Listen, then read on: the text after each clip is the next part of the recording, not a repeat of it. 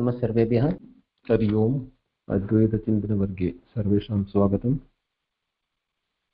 ॐ वक्रतुण्डमहाकाय सूर्यकोटिसमप्रभा निर्विघ्नं कुरु मे देव सर्वकार्येषु सर्वदा।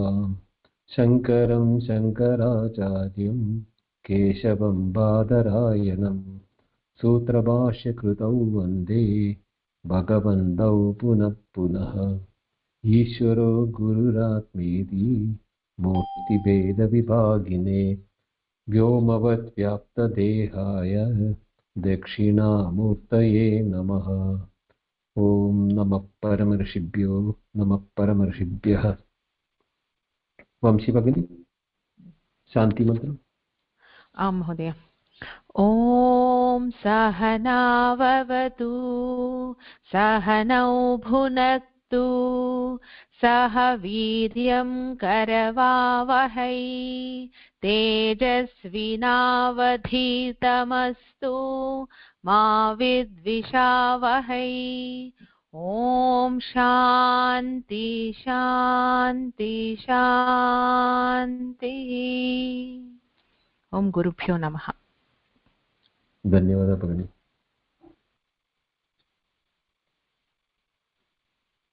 श्रीहरिं परमानन्दम् उपदेष्टारमीश्वरं व्यापकं सर्वलोकानां कारणं तं नमाम्यहम्।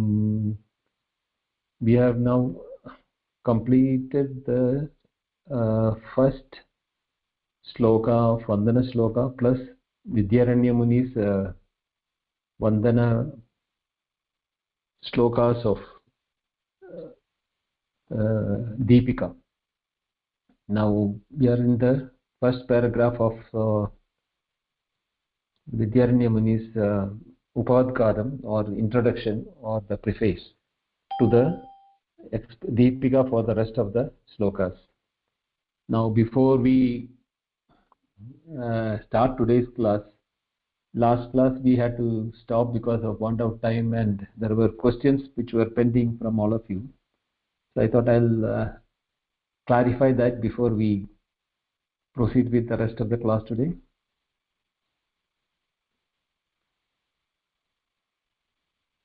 What were the questions which were pending?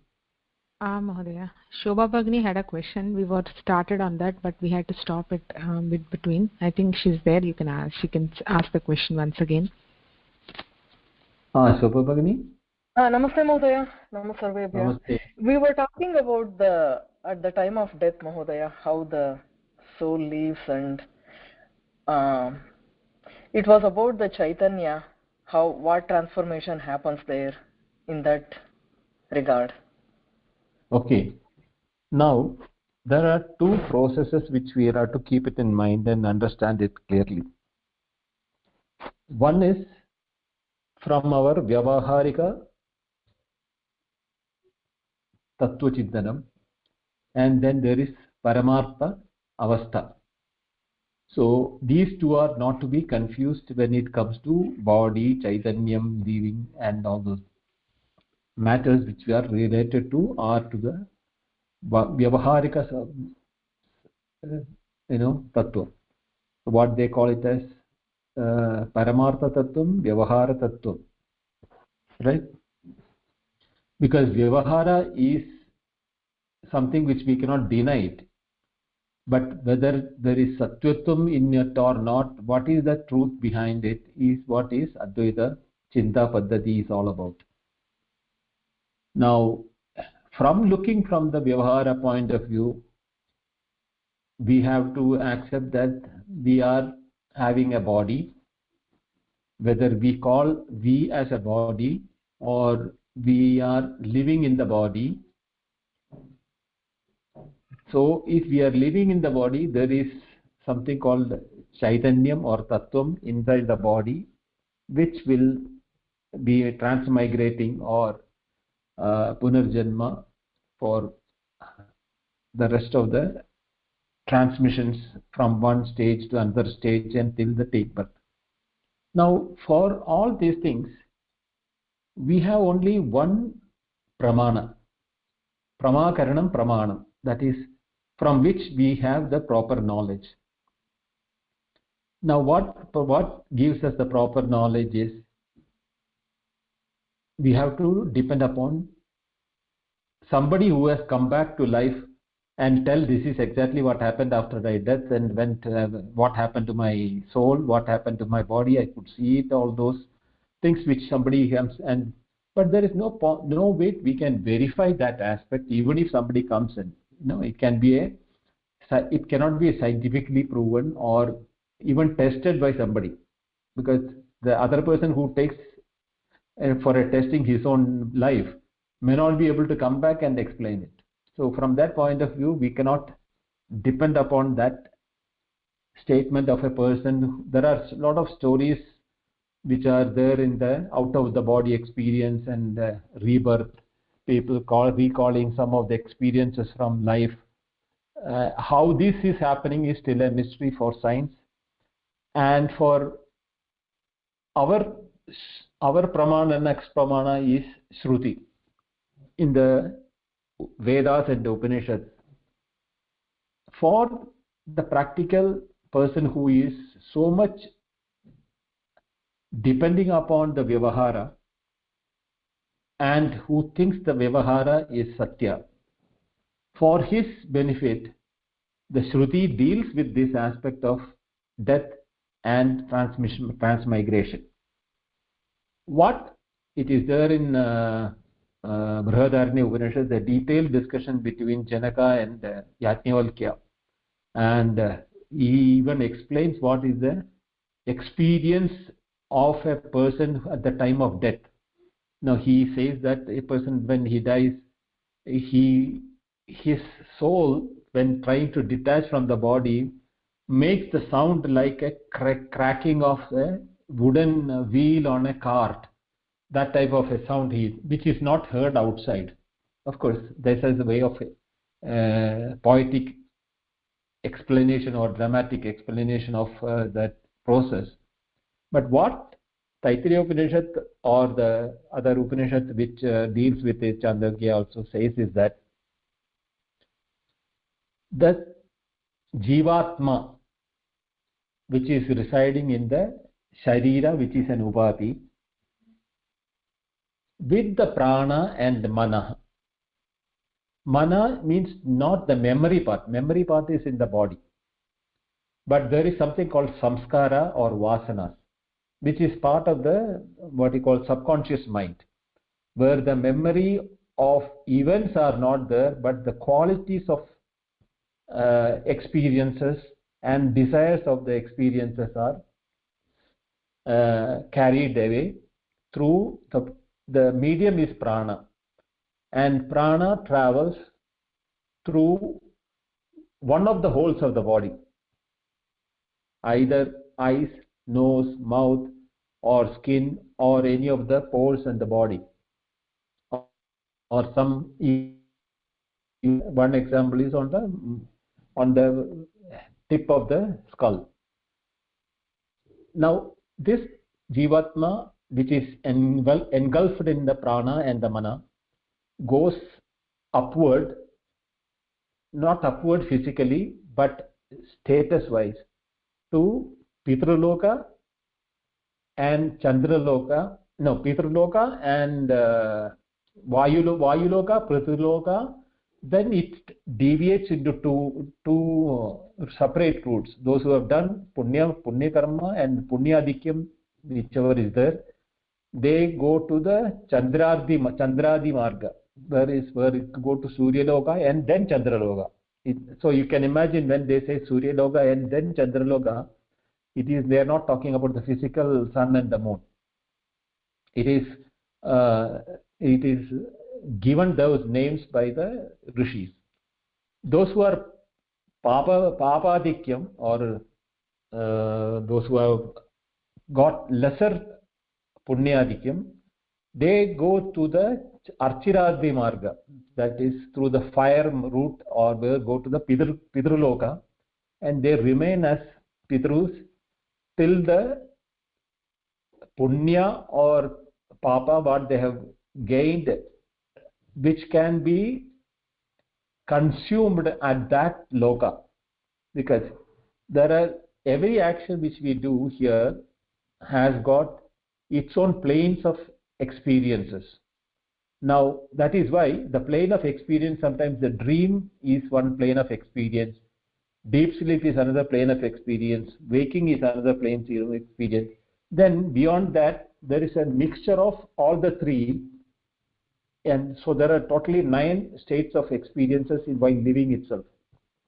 Same way, when the body goes, when the Jivatma goes with the vasanas and this thing, Jivatma is only a power house inside. It doesn't go through any of the experiences. It's only a witness to the experiences. But the prana and the mana, which has got these experiences embedded in them, when they go to the Pitruloka, they experience what is the good or the bad, what can be consumed in that loka. What is to be consumed in the Vayu Loka, they will consume there. What to go to Pitruloka, they will consume there. Then Archiradi Loka is there, that they will consume. And Shine Punye Martya Lokam Vishanti. They, after that, whatever they have, because they are supposed, these subtle planes of existence are supposed to be better than what we are facing in the world, but there is no what we call fresh karma being generated when they live in those planes, these souls. It is a what you call bhoga bhumi, what they call it as, only for experiencing it. And when it is shine, when it is get consumed, Martilogam Vishanti. Now while Martilogam Vishanti, it is again poetical when they explain it, is that the lightning, the thunder, the rain, it comes down through the water, and it is getting consumed by the plants and animals, and when that is being consumed, that is being taken into the Pitru Sharira and Matra Sharira as food. And then when the male and the female copulate, then the new life is taken shape in the womb based on, at that time, that the womb selects the parentage based on what is the left out vasanas for it to consume or exhaust.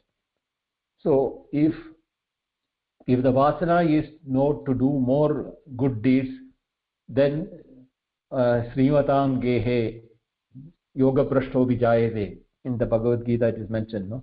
So they will take in birth in a better environment. If their desire is to physical pleasures, they will take birth in such environment.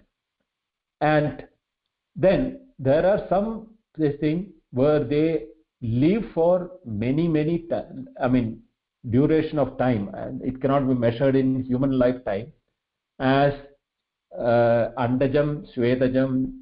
There are different type of lives which are available, like, which are born out of eggs, which are born out of sweat, or the Kida Makoda, which gets born inside the grains, sometimes as worms in the grass and the trees. Different explanations are being there. These are all poetic explanations in the Veda itself. Now those who believe that there is truth in it will believe it, but there are the other type of people are there who have done extremely good punya karma. They who do not go to the Archiradi Marga, they go to the Chandradi Marga, where they go to the Surya Loka, Chandra Loka, and they can go up to Brihaspati Loka. They can even become a Brihaspati or a Brahma who becomes a progenitor for Srishtikarta for lives or after the Pralaya. So Kalpa, Pralaya, all those different stories are there in all these things. Bhagavad also talks about, Vishnu Purana also talks about it. Even Upanishad talks about it. Now, while this is being told on one side, The other side, the same Upanishad says that Ajo Nitya Shashwatoyam Puranaha na Hanyade Hanyamane Sharire. It is Ajaha. Ajaha is the Atma. Atma is not taking life. It is only the prana and the mana which is taking life, as per the explanation of the rebirth. But yet that which is sarvagatam, that is sukshmam, achakshutshotram apanipadam, which doesn't have eyes or the legs or anything, for that there and avikari, it doesn't have a vikaram, and it cannot be undivided. In such a case, all these stories are for people who look for those answers as real. For their satisfaction, these stories are there. But the truth, what is that it is just like when you are dreaming, how you create your own life or the world with a different time scale and space, and causation, relationship, colors, experiences. Without these indriyas which we have it in the waking, without that we are having sensations and experiences in the dream world. These stories also are talking about such experiences only. But if you think that dream is not real, then these experiences which are being told about the Archiradi Marga or Chandradi Marga also dream like, Swapnavat. This is what it is on rebirth, what the Upanishad says. Any questions? Shobha, clear?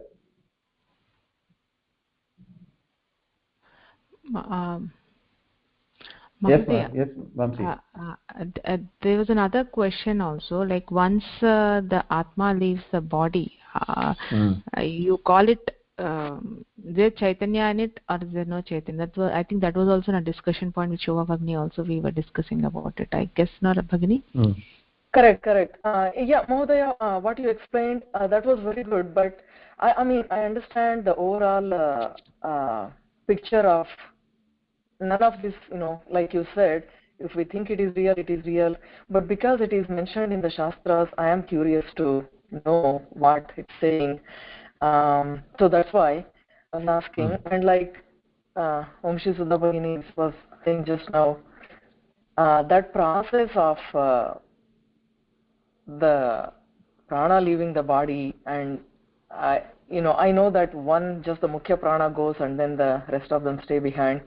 But if this is not the right time to discuss those things, that's okay. It will come later, I think. So yes, we can talk about it at that time. Right, that will be better, because in the sense that here only giving the preamble of how the creation takes place.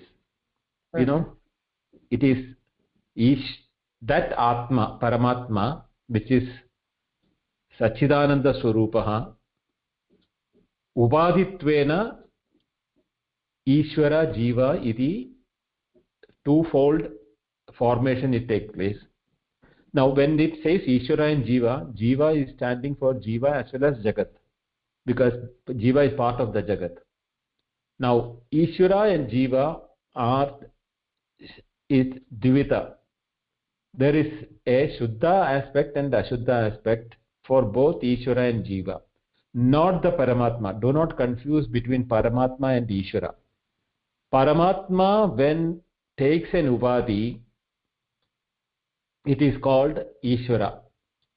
That is Nirguna Brahma and Saguna Brahma. Now Saguna Brahma, how can, then the question will come, how can be Nirguna become Saguna? Now, how can the water, which is ocean, become wave without losing the wateriness in it? Is only an appearance from the ocean itself as a wave, right? Same way, the Paramatma in reality do not go through the change, but the experience when you identify with an Upadhi, it will have a what you call Ishvara Rupa, who is a Srishti Sthiti Laya Karta. And his Srishti Sthiti Laya is Jagat, in which Jiva is also part.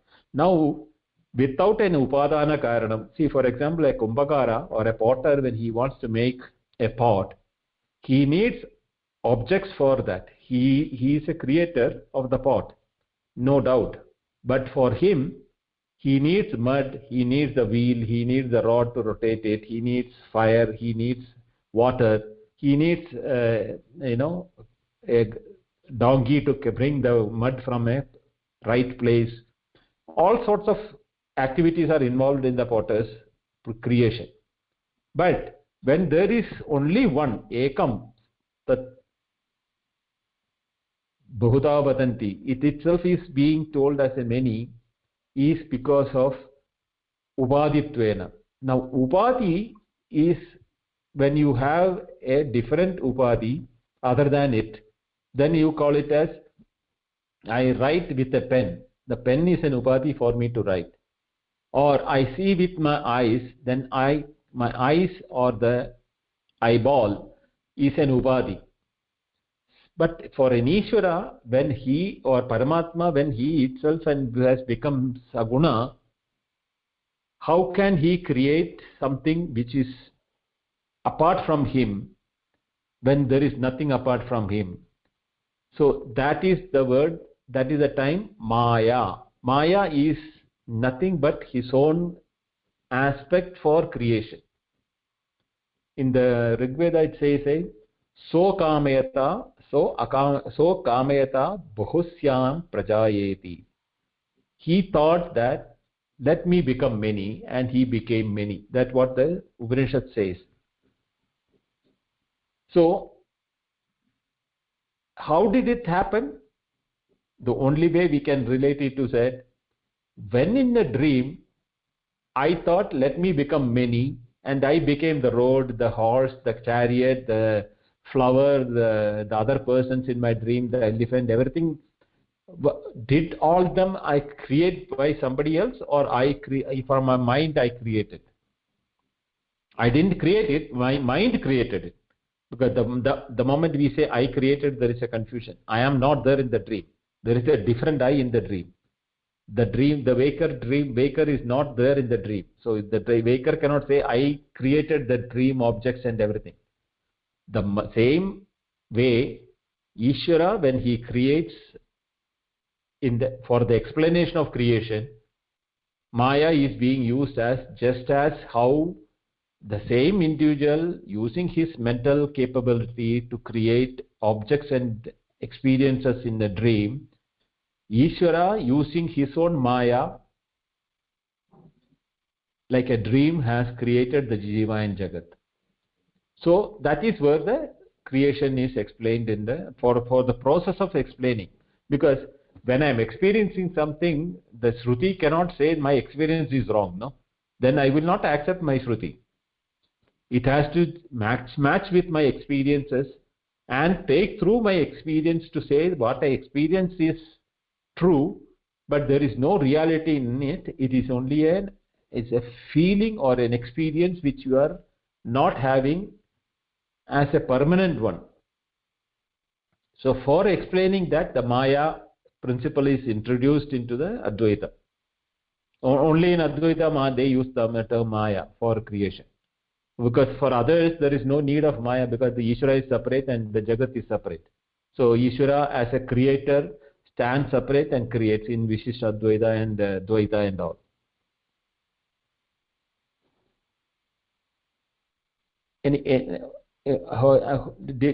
Did you understand what I'm explained it, or this? One question there. Yeah. So the difference between the Maya and the Upadhi. Upadhi, as I am understanding it, it is an instrument through which the Jagat comes into sort of existence, or seeming apparent existence, not real. So the Maya, that is the power of Brahman, our true nature. Right. And but Upadhi is the instrument, is that the right understanding? Maya is the power to see what is not there, and then upadhi becomes the instrument in the particulars.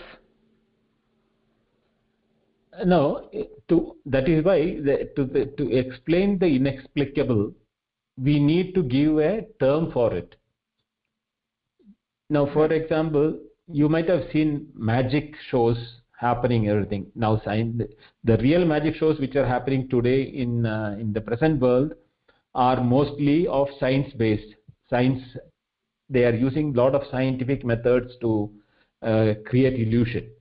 But there used to be, and even in the recent past, as in the late 19th century, in the early 20th century, people who knew Indrajalam, where they will throw a rope onto the sky and they will climb up through the rope to the go. You will hear a lot of clash of swords and everything, dead bodies and chopped bodies falling down onto the stage. And finally, from one of the dead body, the one who was showing the magic wakes up, and that has the hallucination which he had created, he pulls it back so that there won't be even the rope or the bodies on the stage for the people to see it. He will be standing all by himself. So mesmerizing is the process through which they do that. But today, that technique has been lost mostly. I don't know if somebody is still doing it. I heard that PC Sarkar in Calcutta is one of the person who can still do that. I have not heard about it. Even though I've seen one of his shows. That's a different issue altogether. So when Ishvara creates this one like Indrajalam, he is creating not from anywhere else. He doesn't have any equipments required, because if in the real magic show, they need a curtain, they need a table, they need so many gadgets to show that. But for an old day Indrajala, they don't have anything to show. They just mesmerize the audience and send the feeling of experience, like how you dream in our dream. They are able to control your mind and create your experiences. That is how the old Indrajala methodology took place. So what the methodology Maya, when we use it in Advaita, it is his own power. The Ishvara uses his own power of creation for Maya, and because he is creating from himself the Maya and using it, part of the Maya comes as part of that to all those created also, because it cannot be different from him. So that part which lies with us is called avidya, and that is the avidya which creates the dream in us, or even the illusion of mistaking a snake for a rope, or all those illusions which are happening in our day-to-day life, that we are stationary on a flat earth, even though earth is rotating at 1840 kilometers per hour. We don't feel that rotational speed. And same way, day and night is because of the feeling of the rotation of the sun and the revolution of the earth, and we have a day and night experience. But in reality, the sun never stops shining. So all those illusions which we are saying is part of the avidya. So there is no something separate from the upadana or the thing. Like the potter needed mud. Ishvara didn't have Maya separate from him. It is part of his own power. And we too have that same power. Not the same enormity. Like a tsunami can be made by an ocean. But whereas a same ocean, and if you take in a cup, even though we may say a storm in a teacup, but that doesn't really mean it creates a storm, right? Even though the same ocean is with us. So that type of a differential power is there to our level to create our own ignorance, takes care of our own confusion and illusions in our day-to-day life. So what does upadhi mean exactly? Upadhi is general in the literal meaning is an instrument. Upadhi is an instrument. Now the instrument user has to be different from the instrument in all cases, except when your personal experiences are concerned. External world, in the Jagat outside, you have the instrument different and the user where, and the one which is upon which the instrument is being applied is different. There is a tripudi there. Okay. But I understand, Mahodaya. Right. But for the individual, when you are talking about yourself as an individual, you don't need an external instrument. Do you need an external instrument to know your own happiness and sorrow inside your mind?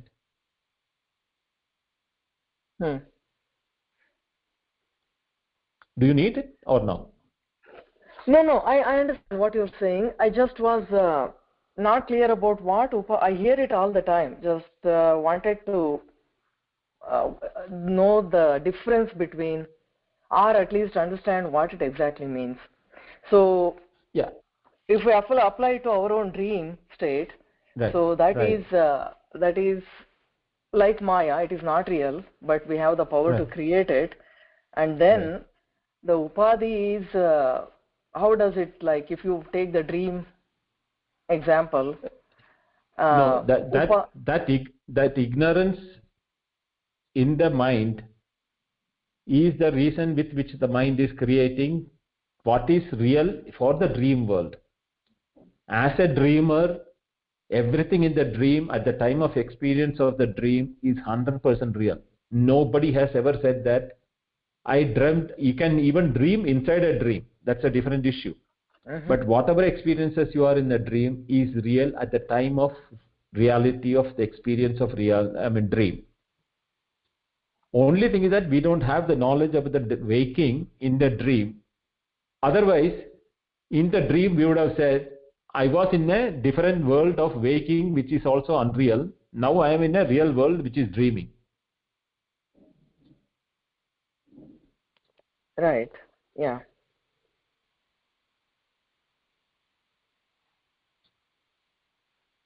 So the upadhi there for the dream to be created is nothing other than the same power of the mind. The same mind in the waking which has the memory of the dream, not always, some part of the dream only is remembered, and that too those dreams which are lucid dreams. Deep dreams are never remembered. That is experienced, and it can be measured by external means today by rapid eye movement and other things which scientifically they measure it, and even alpha waves, beta waves, then theta waves and delta waves, they are able to measure your brain electric input from the brain's stimulation. And they are able to correlate between when it's a real sleep, when it's a dream sleep, and all those, light sleep, deep sleep, and all those different aspects of the experience. But they will not be able to experience what the experiencer is going through. They can only measure it what he is doing or what he is going through. Same way. So when he is going through that dream, where does that experience create? Who created it for him? When you come to Advaita, we call it as Swaprakasha. There is a Swaprakasha in the Jivatma, which is nothing other than the Paramatma. Jivatma Paramatma Tatu Tvam Asi. That is what you are. So when you know it, that Guru says that, or the Shastra says that Tad Tvamasi, that Paramatma and Tum. Now Shvetaketu was told this by 9 times by his father Uddalaka in the Chandogya Upanishad. Then only he could understand what it was actually, what father is saying. Different examples he is talking about. like the metal to metal objects, mud to mud objects, even the tree, Ashwatha tree in front of their kutia. He asked him to bring a seed, break it up. There are thousands of small, lesser than mustard seed particles inside that. And he rather says, even in that, there is life, or the jivatvam, because of which the tree comes out from each of the seeds. Just as a tree is giving out multiple seeds and everything, the same tattvam is giving out to multiple experiencing individual life. But can the seed be different from the tree? No. That tree and the seed is itself is the tree later also. Tadutvamasi, that same way the mud. If Paramatma has made multiple objects inside the world, or that the world and inside that, with his own Maya, there is no other upadana or other instrument with which he has made, then everything what you see is nothing but formation of from the same thing. Sarvam khalu idam brahma. Just as the same ocean is creating clouds, rivers, brooks, ponds, waves, tsunami or whirlpool, everything. As the ocean or the water as a swarupa has at any point of time undergone any change? No, it has taken only a nama rupa. So vacharampanam vikaro namadeyam mrittikatyeva satyam is the example which is used in the Chandogya Upanishad. Same way, vakalampanam eva is this jagat. We are giving everything different names. The tree is different, the dog is different, my husband is different, my daughter or my wife is different. All those experiences, names and forms are given being by us or by the society, which we also accepted it and we are living with that. But in reality, everything is out of only one aspect is, which is they all exist. They all have a awareness in them and awareness in me, because of which I am able to be aware of them, or they are able to be aware of me. And if I take the awareness, what happens like in deep sleep, none of them exist. Their existence also is not that. So the existence and the awareness is a common factor on which everything is Odaprodam, today's morning Gita class. Sarvam Odaprodam is in that Akshara, Paramatma is being substratum for everything. Like the ocean is the substratum for the bubbles or the froth and the waves and the cloud, everything to come out. This is the way in which it is being explained in the Advaita.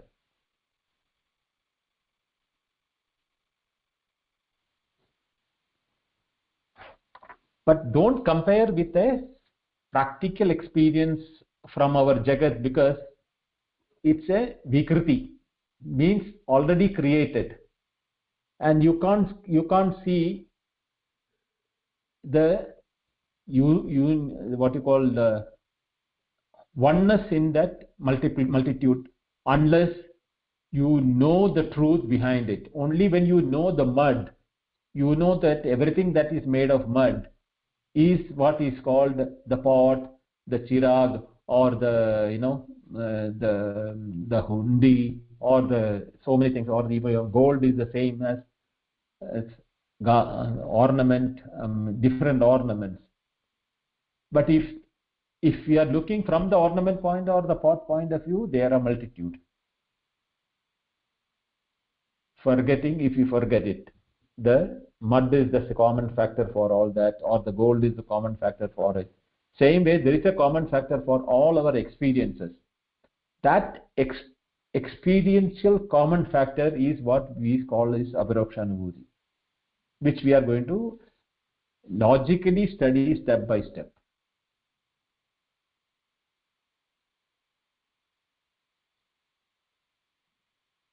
Astu, dhanyavadah Mohdaya.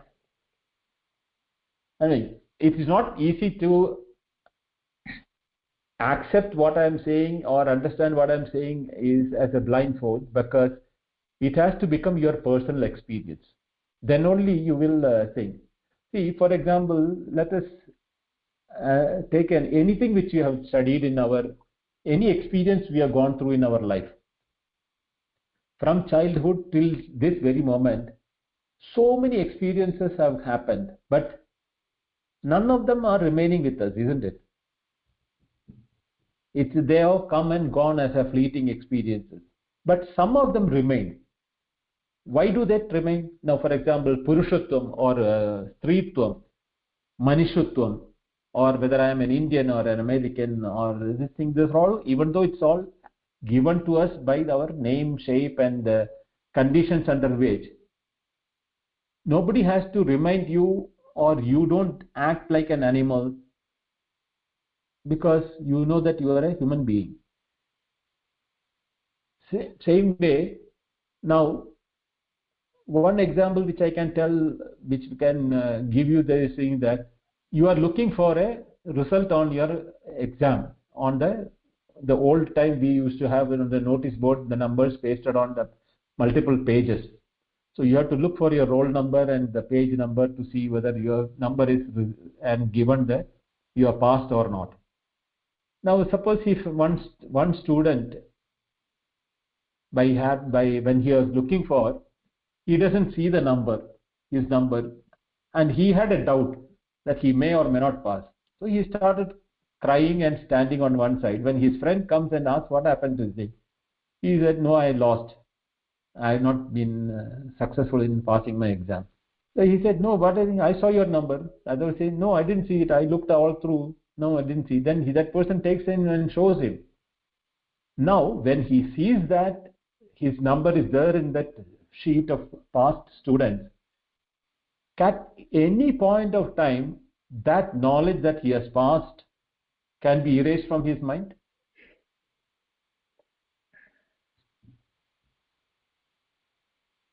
It will remain till his death, or till as long as his memory is alive, without Alzheimer's or dementia. All this at that time, till his deathbed, he will know that I have passed out a graduate, or I passed out engineering, or a doctor, or whatever may be that. Why? Such experiences in our life, when we make it our personal experience, then it remains with us. But which are not made personal, but only transactional, like the food we eat every day, or the experiences of traveling to different places, or the experience we spend time with our friends or relatives or anything. Some of them may remain with us if we have a incident or a lasting memory from there to come. Otherwise, it won't remain in our memory. Why? Because we are not personalized it. In the technical term, swamshikaranam. Jnanasya swamshikaranatvad eva tasya avabodho jayate. Only when you internalize your learning, that becomes part and parcel of you. The student who passed became his part and parcel to his deathbed only because he internalized it immediately at the time when it was told.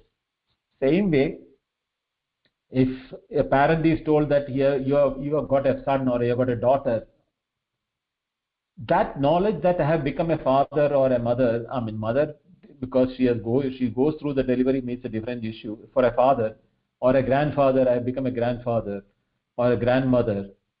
That knowledge, they don't have to go through the experience of becoming.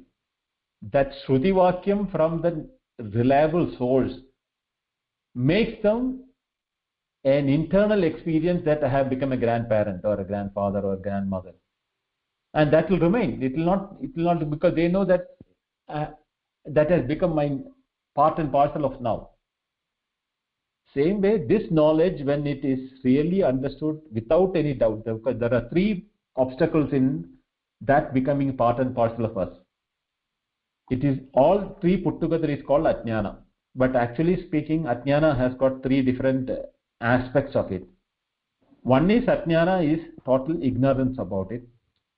Second one is samshaya. You may hear about it, about the Atma, Paramatma, Jivatma and all, but you are not clearly understood. So you have a samshayam for it.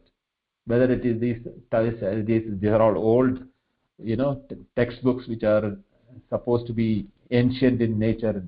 How can I believe it? I am more scientific and modern. I will not believe it. That is a samshaya. Then there are people who are willing to listen and understand. What happens to them is that viparya takes place. Viparya is viparita jnana. When you say you are a jivatma and paramatma, immediately they will think, okay, there is a jivatma, I am the jivatma, and there is Chaturbhuja, Shankradhari, Jadadhari, Chandrakaladhara, all as Parameshwara. That once viparyam comes in, then it is difficult to erase it until he takes effort to erase that. Or he has to undo it. Oh, what it is that these Chaturbhuja or Chandrakaladhara or all are symbolic representation of that Paramatma which is being told by the Upanishad. If he understands, then the viparya gets corrected. For the asamshayalu, he will either he takes effort to correct it or he doesn't take an effort to correct it. Those who do not take thing, they will never believe in it. But those who take an effort to, even though this is ancient, something is so many people are studying it, let me also go and learn it and understand what it is and then study it. So to such people, there are people who have even abandoned their 5-digit, 6-digit salaries and have become sannyasis and monks to pursue this as a full-time thing. Why? Because they got convinced about this thing and they want to learn and they want to propagate it. So such people are there. But ajnanis who have never heard about it will never know about it unless they are getting an opportunity to have there are so many knowledge or information available in the world. We are all ajnanis of some knowledge or the other. No, we cannot have all the knowledge. So that type of an ajnanam for this Shruti Vakyas also is there for many people who have never heard about Upanishad or Vedanta. So these three are to be conquered. The first one is to know about it. Second one is to come and study about it. Then you get into confusion, doubt, samshayam. Then samshayam sometimes can, not properly mananam if you don't do the proper introspection yourself, because I told you, it has to become your personal experience, samshikaranam. So unless you do that and you start looking on a day-to-day basis your personal experience and try to find out what is that aspect which makes me. Until that time, either samshaya or viparya will be there with you. But once you know that, like I told you, you have become a grandfather or a grandmother and it becomes your personal experience, you cannot be taken away from out of that experience or the knowledge. Now here the experience and knowledge are the same. In Vedanta there is no difference between experience and knowledge. Because in all other system of Atmiyam, yoga or tantra or all those things, there is something which is experience, but that is not jnanam. That is an experience out of the, what you call taming of the body. But that will happen. I am not denying that is all false or anything, but they are not reaching the personalized experience of the knowledge of Advaita. That the Bhagavad Gita itself says that they are all either Adama or Madhyama Adhikaris and who get either carried away by that practices itself.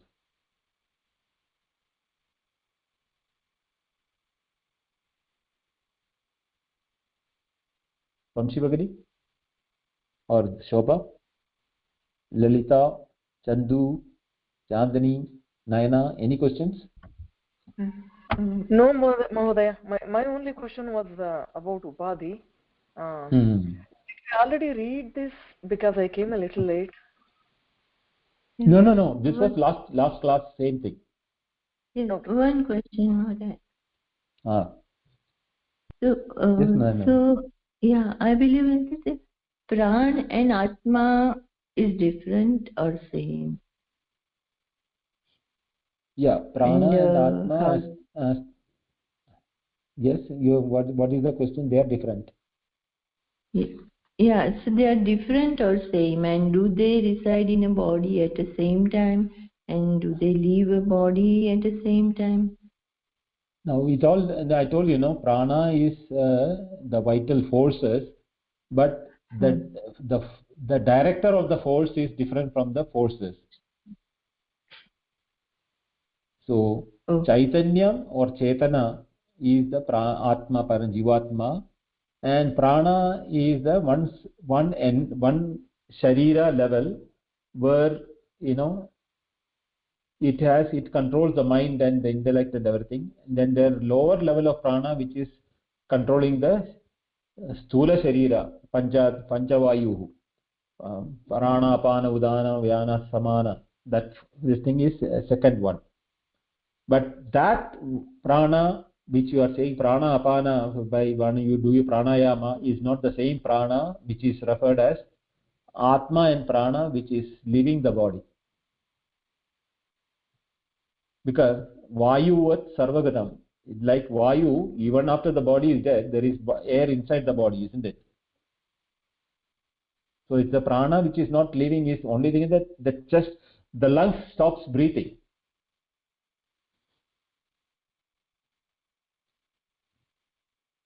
So that is why it is called prana, and prana with the subconscious mind is the one which is going for Chandrardi Marga and Archirardi Marga.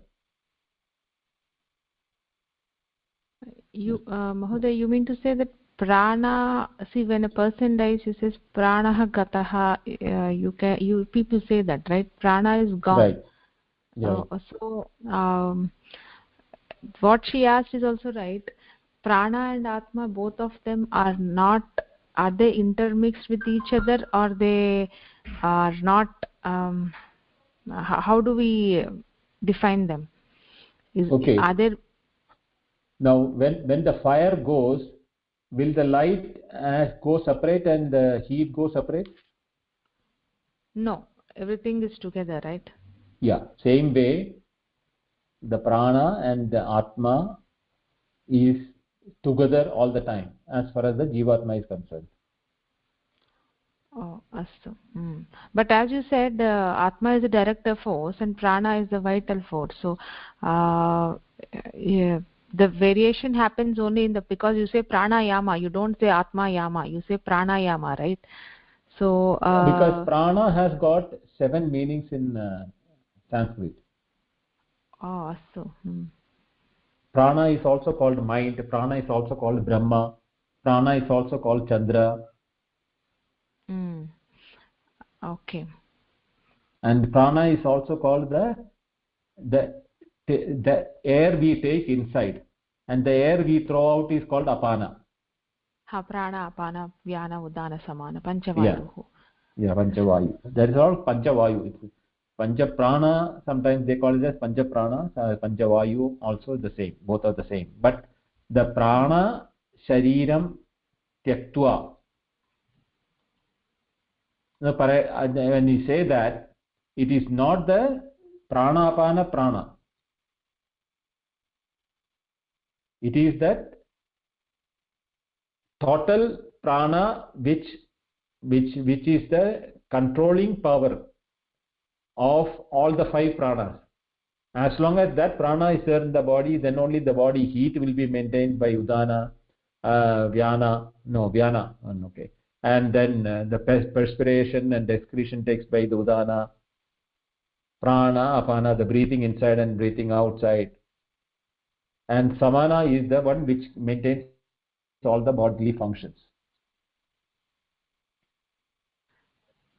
So you mean to say the prana which is attached to the atma is different from what the pancha pranas is there, right?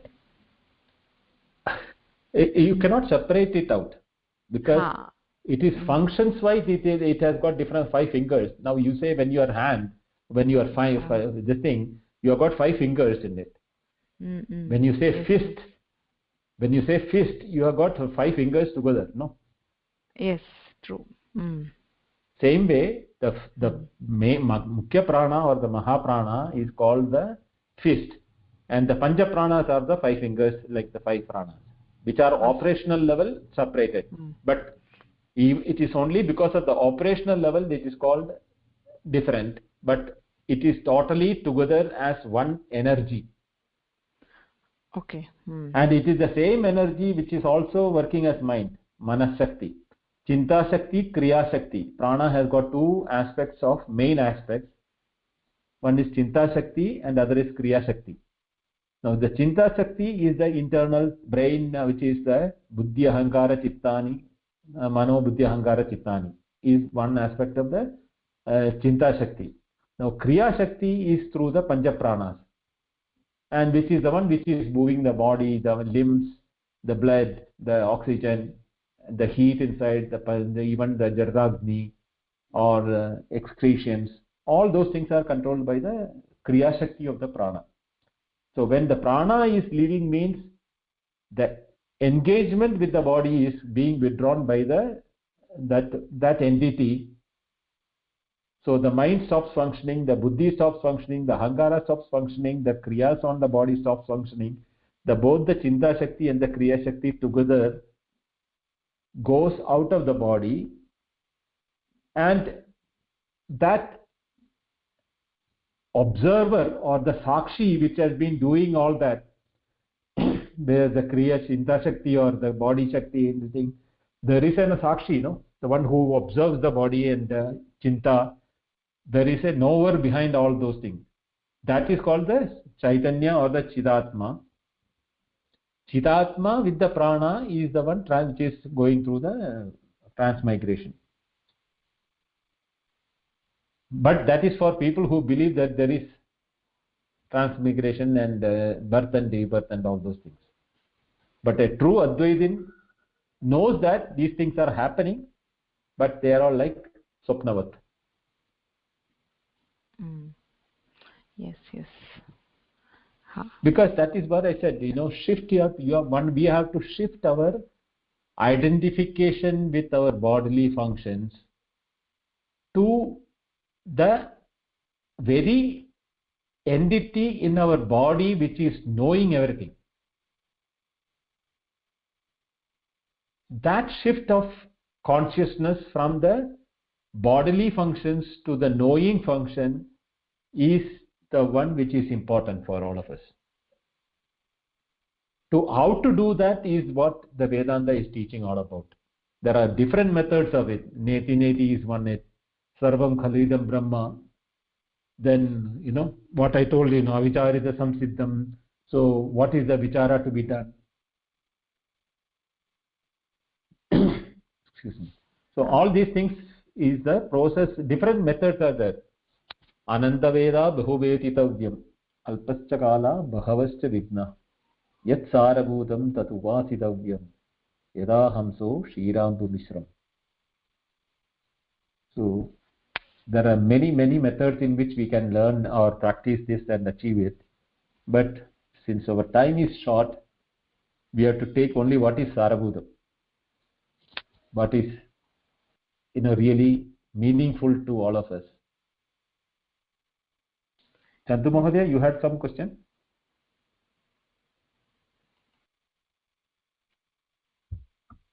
No, you clarified last week itself. Okay. My question was about Suddha or Asuddha Bheda. Whether Jiva and Ishvara both are having a Suddhi. You said no, it's only Jiva and not Ishvara. Right. Yeah, Vamshi, you were asking something? Yeah, I understand now. The prana has 2 jobs, basically, Chinta Shakti and Kriya Shakti. That solves the question, Basically, that's what they say. When you say pranayama, you do, your mind gets cooled and your body functions well. It's like a 2 job. It does 2 jobs. So right. It has, that answers my question. Thanks, Mahodaya. Okay. Shobha, clear? One more question about it. Yes, Nayana. Yeah, so prana is with Jivatma only. I'm asking because when enlightened soul may not be having, means when we have a birth and rebirth cycle, prana will be with us. Is it so? That means, is that so, or is it so different? Now, when you are carrying a pot in your hand to buy milk or to bring water,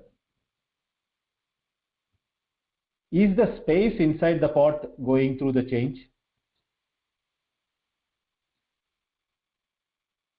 It is moving from one place to another place. So will you say the space has changed, or the space inside the pot is remaining the same, or there is no change in the space because space is everywhere? What will be your answer? Space is everywhere. Space is everywhere. Same way, the Paramatma is everywhere. When the prana identified with that spot of the Paramatma, we call Jivatma and Prana. Like the space inside the pot, the space, the knowing power of through that prana is called the Jivatma. The knowing power is there everywhere, or the Bodha Swarupam, Sat Chit Ananda Swarupam is there everywhere. Sat is existence. Without existence there is nothing. Everything is existing.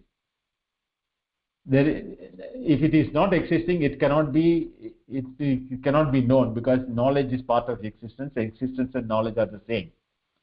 So when we are aspecting, saying that the prana shakti, the shakti for the prana to know as Chinta Shakti and Kriya Shakti has to come from that knowing power of the Paramatma, which is identified at the spot.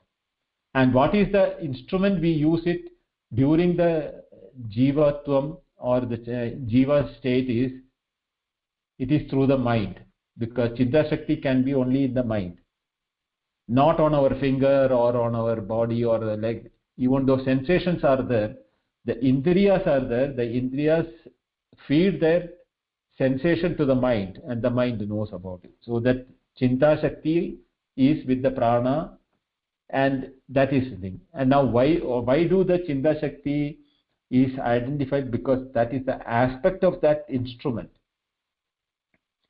Just as the aspect of the instrument of a bulb is to burn the current passing through that, or the aspect of the current passing through a fan is to rotate, or to a heating element to generate heat.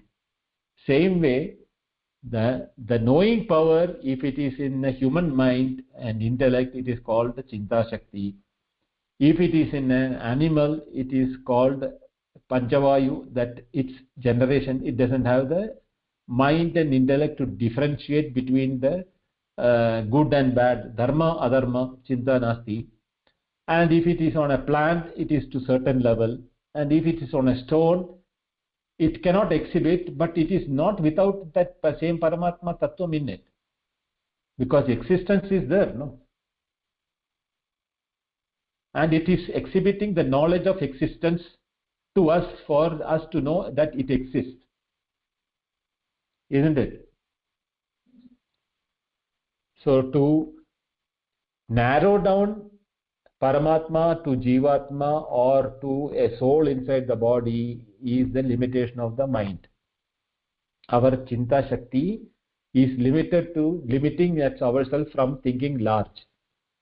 So open up your mind, let the knowledge come to your mind, then you will realize what you have been restricting yourself to.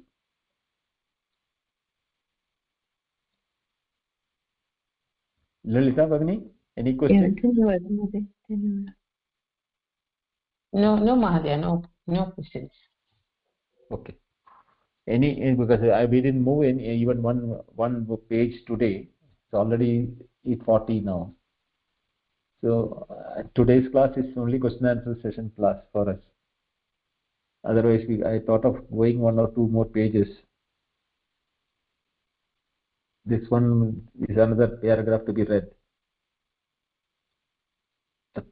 This we will take it up next class, I think.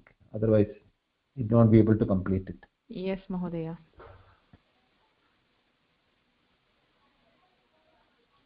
We already So any questions further, or then in that case next class I don't think we need to have any question answer unless you want to think about these points which we have discussed and then you want to clarify some more thing. We can still have the question answer session in the beginning. Mahodaya, can we, it's just my thought, can we do the reading first and then have the question and answers at the end of the class? Well, I'm game for it, because I thought the previous class questions can be clarified before moving to the next class. That's what I thought it. But then next class what we'll do is we'll keep the question answer toward the last 20 minutes or 15 minutes. At least if we can cover some thing, otherwise I don't think we will be able to ever finish the text. Yeah. It is not the finishing of the text which is important. Yes. More important is to have the clarity of the teaching. That's more important. But yeah, that's what I one thing which I know Vamshi. One thing which I know for sure is that all these questions will be there only in the beginning. Once it starts flowing through the step-by-step procedure, all these questions will get clarified. Right, Mahodaya. So I think a lot of them will probably get answered as we keep reading. So right. My thought process on this is it's good to go ahead and start reading. Then as questions come up. So from next class onwards, we will start the reading of it, and I in between some technical part comes, I can stop there, and you can, if you want to ask questions, you can ask. Yeah, that's right, Mahodaya. As suggested by Shobha Bhagini, we'll take the last 10-15 minutes for the question answer, so that we are done at least for one sloka or one paragraph of the text also, so that we move ahead in the subject. That's more important. So we get to know more, a bit more. Or else it will always be a blank, questions keep coming up, So that's right. But then there is another way which we can do, is that I take only the Mula slokas of the Shankaracharya's slokas. The Bhashya part I will study and use it for explaining the sloka, where I will not be able to asking you to go through the Deepika part of it. Which one is better for you, we'll have to decide that. But if you like to read the Deepika, then we'll have to go through the reading of the Deepika. Yes, please go ahead, Mahodaya. The Deepika is more, it's more explanatory. Detailed. Yes, that's what I was. And it's more detailed. No, sorry, Bhagini, go ahead. No, I'm done, Bhagini. Yeah, please go. Okay. Is it possible that we can read the shlokas and when explanation is needed, we can read Deepika also?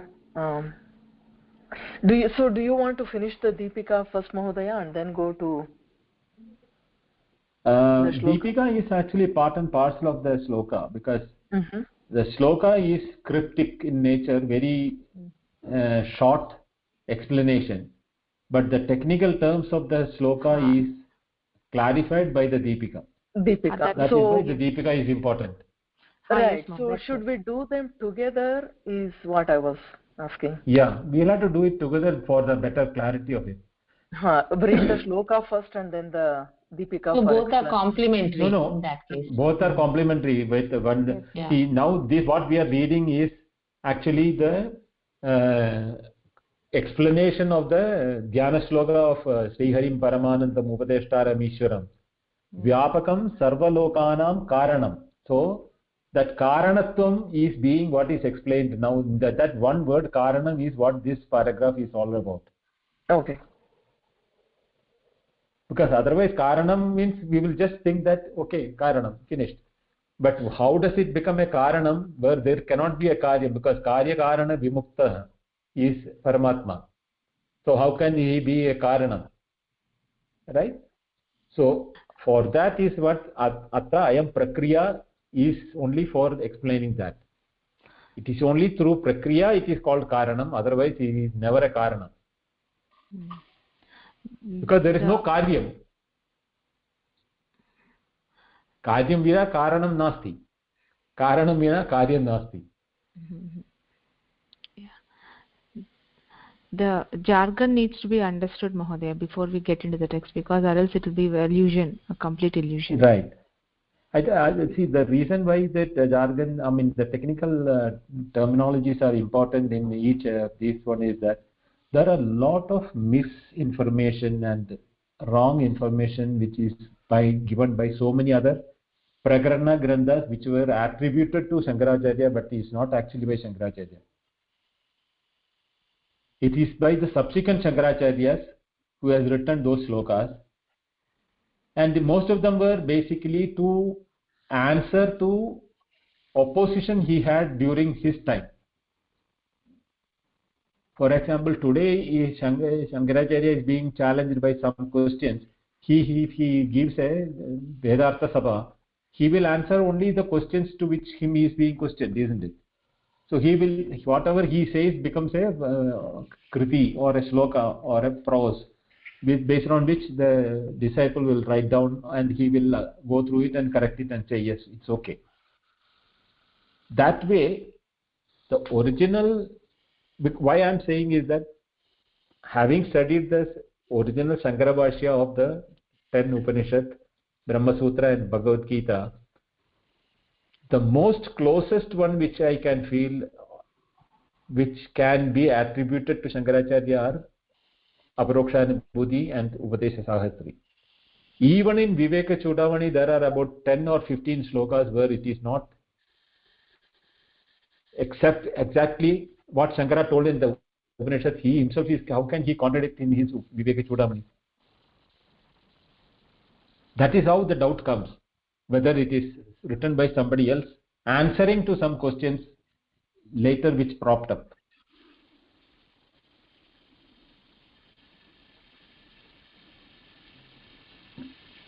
Okay, anything further?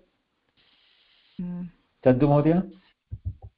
I think let's discuss with those explanatory sloks also along with it. It will be nice. Okay, Mahodaya. Okay, Mahodaya.